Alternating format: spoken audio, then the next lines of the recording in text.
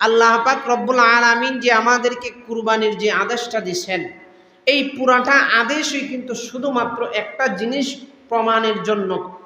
আমরা যারা কুরবানি করি, আমাদের কুরবানির মূল মাকসাদ কিন্তু একটা জিনিস, যেই জিনিসটা আল্লাহ পাক আমাদের কাছ থেকে চান। হয়তো আমরা সেই মন মানসিকতা নাও থাকতে পারে, কিন্তু আল্লাহ পাকের ইচ্ছা এই জিনিসটাই, সেটা হচ্ছে আল্লাহ পাক আমাদেরকে কুরবানি করার মাধ্যমে, আমরা যে কুরবানি করি এটার মাধ্যমে আল্লাহ পাক আমাদের কাছ থেকে তাকওয়া জিনিসটা চান। মানে আল্লাহর ভয়ভীতি কেমন, এই জিনিসটা আল্লাহ পাক আমাদের কাছ থেকে চান।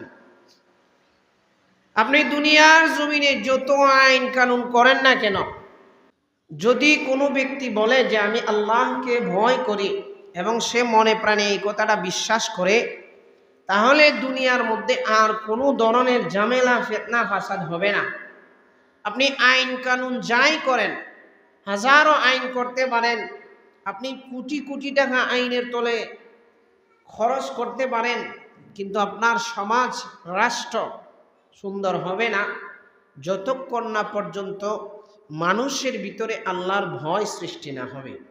আল্লাহ পাক লা ইয়ানালুল্লাহা লুহুমুহা ওয়ালা দিমাউহা ওয়ালাকিন ইয়ানালুহুত তাকওয়া মিনকুম, এই আয়াতটার মাধ্যমে আল্লাহ পাক সর্বপ্রথম যারা কুরবানি করবে বান্দাবান্দীদের মধ্য হতে, তাদের কাছ থেকে একটা পরীক্ষার কথা জানতে চাচ্ছেন, একটা পরীক্ষা নিতে চাচ্ছেন। সেটা হচ্ছে বান্দাবান্দি কুরবানি করার মাধ্যমে তাকওয়া নামক যে পরীক্ষাটা আছে সেটার মধ্যে উত্তীর্ণ হতে পারেন কিনা, আল্লাহ পাক সেই জিনিসটাই দেখতে চাচ্ছেন।